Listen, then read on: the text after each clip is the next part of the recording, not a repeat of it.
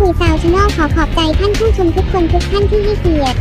ติดตามรับชมและซับสไครต์กดไลค์กดแชร์เป็นกำลังใจให้ตลอดมาและความคิดเห็นดีๆที่แนะนำ